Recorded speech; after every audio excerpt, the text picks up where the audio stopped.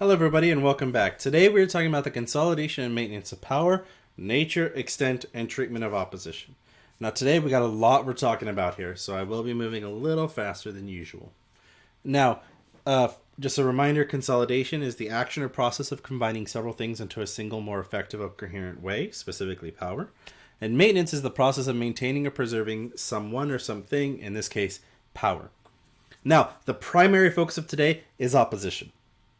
Opposition is the resistance or the dissent expressed in action or argument. It's how people fought against the Nazi Party. Now, there are three things that we are going to go over with our three examples of opposition. We're going to be going over the nature, which is who are they, where are they, what are they. The extent, how far did they resist, how far was their opposition, what did they achieve or what did they try, and the treatment is what was done onto them. So each of these oppositions we're going to go over, because we're going to go over three today. Each opposition is going to have three different points to it. So you will need to pay very close attention to this as we go over these three examples. The three examples we're going to be going over is the Schwarze Kappelle, the White Rose, and the Edelweiss. These are the three groups that we're talking about today. Each one had a very distinct style of fighting against the Nazis. So let's just dive right into it. The Schwarze Kappelle, who are they?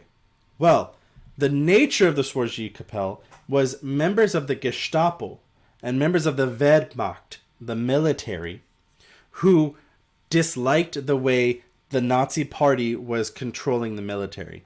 They were members of Hitler's security force and secret police and members of Hitler's military who disagreed with the way the war was being fought, who disagreed with Hitler's attack on minority groups, who disagreed with a lot of what Hitler's government was doing.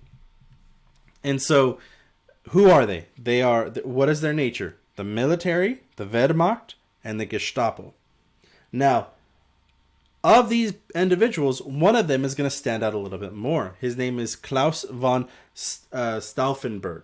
This man is the one who actually commits an actual action. He's the one that commits something a little bit more concrete, which ties into the extent. Extent, how far did they go? Well, members of the Gestapo politically undermined the Nazi Party. They went through and either subtly took down Nazi propaganda posters. They went through and didn't report on certain resistance movements. They went through and didn't, fully explore what they should have explored. If they were a part of the Wehrmacht, the war machine, the military, then they were selling secrets. They were selling out part of their military to say, like, hey, Britain, France, Russia, United States, our division will be here, or our division will be there. Or in the case of Klaus von Stauffenberg, he conducted what is known as the July bomb plot in 1944. And what that plot was is what we see here. Klaus von Stauffenberg, because of his successes in Africa fighting against the British and the Americans, Hitler invited him personally to come to a military meeting in Germany. Well, Klaus took this opportunity to try to assassinate Hitler. And so the July bomb plot was the military coming together to create a mobile small bomb, in the case of a briefcase, to that meeting. Klaus brought it to the meeting. They all sat in this exact room that we see here. And Klaus put the briefcase near Hitler so that when at a certain moment Klaus would leave to go to the restroom or something like that, the room would, boom, blow up. The problem was technology wasn't as advanced as it is today. So that bomb had to be set on a timer. And so it had to go off at a specific time. And Klaus had to make sure that that timer was going on. Well, what ended up happening was in the middle of the meeting, there was an emergency call and people had to leave. It is largely suspected that somebody found out about the bomb plot or that some issue came up. And Hitler and most of his members left. And when they left, the bomb went off in the room. And the assassination attempt failed. So, what was the treatment? That should say treatment, not extent. My apologies. What was the treatment? Well, Klaus von Stauffenberg was found out, and he was promptly executed a week after they found out about him. They were able to capture him. Any member of the Gestapo who was caught taking down propaganda photos was executed publicly. Every member of the Wehrmacht was executed on the front, was executed in front of their fellow soldiers. And although they were not very successful in undermining or successful in opposing Hitler, they were enough to show that even within his own government, people resisted him. Now, to take a complete different shift, there was also opposition from the youth. One of the most famous opposition from the youth is the White Rose movement. That's what they call themselves. It was led by Sophie Scholl, as you see here. This is a picture of her. And a small group of high school and college students. These guys came together to resist the war and resist the way the Nazi government vilified or started making references attacking minorities. They didn't know about the Holocaust. They didn't know about the final solution. All of this took place in 1942, before that became a more famous incident. And so these high school and college students decided the best way they can resist is by getting more and more people to be aware of what the government is doing. So they made pamphlets, as you can see kind of here as a monument dedicated to Sophie Scholl and the White Rose movement. They made pamphlets and would drop them, like what you see here, or throw them downstairs so that people will see them and be like, whoa, what's going on? And grab it and read about what was going on. And these pamphlets attacked the Hitler Youth by saying the Hitler Youth are some crazy individuals. They're psycho bananas. Don't join them. They're just going to help you get to the military. They're just going to radicalize you. And they're not actually helping the country. They attacked the women's youth, the BDM, saying that they're going to strip away more rights. They're going to strip away the rights we already have and limit us even further. And these pamphlets also criticize the war, that we should not be fighting a war in the Soviet Union. We're going to lose this war. We're not going to be successful. And we're dying for no reason. We're dying for the country to be bigger rather than dying for our own protection or our own security. Now, the treatment of this was that Sophie and some of her members were visibly seen throwing pamphlets down some stairs, and they were reported by a member of the university. The day that they were reported, the Gestapo came in, collected Sophie, her brother, and another individual who they saw, and were immediately executed on the day. There was no trial. There was no nothing. They were grabbed, arrested, taken to a back alley, and systematically executed.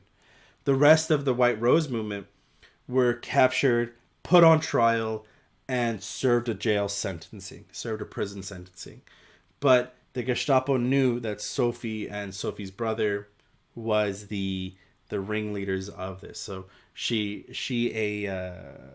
believe she was 17 when she was executed, 18 when she was executed, and was unfortunately the treatment that her and her White Rose movement faced. So again, another movement that isn't big, that isn't producing a major opposition, who isn't fighting purely against it, but big enough that they did exist and there are multiple monuments dedicated to them. Now, the White Rose movement was not the only youth movement. We also had the Edelweiss group.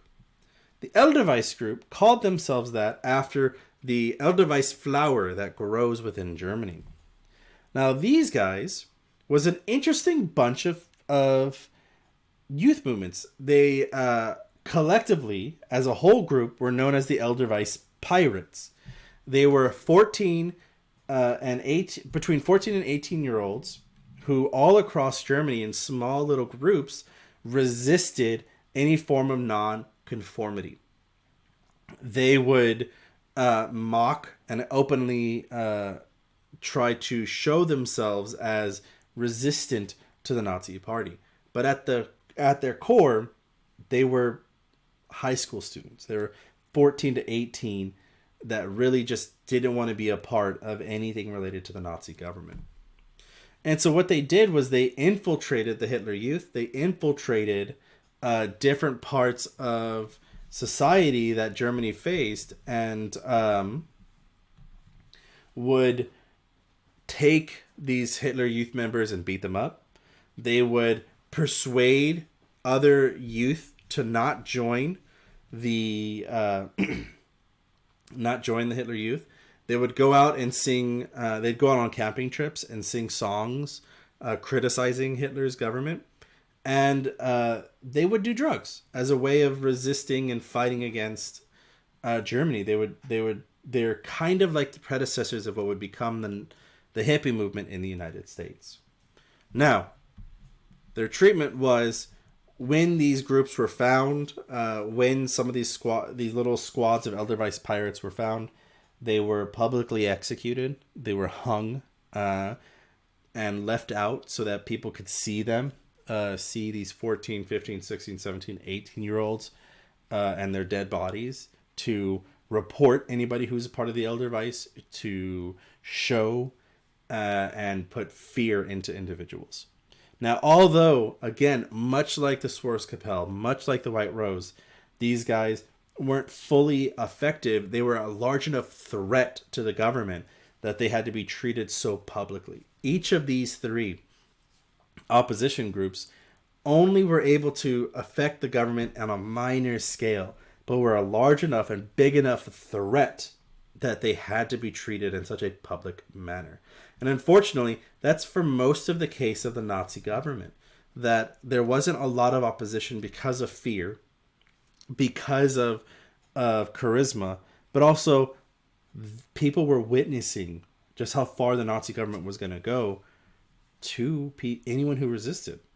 If you were 14, if you were 18, if you were in high school, if you were in college, or if you were a member of the armed forces, if you were a member of the Gestapo and the Wehrmacht, you could be killed. No one was safe. This, compiled with the Night of the Long Knives, really show a danger, really show a problem for anyone who tried to fight against them.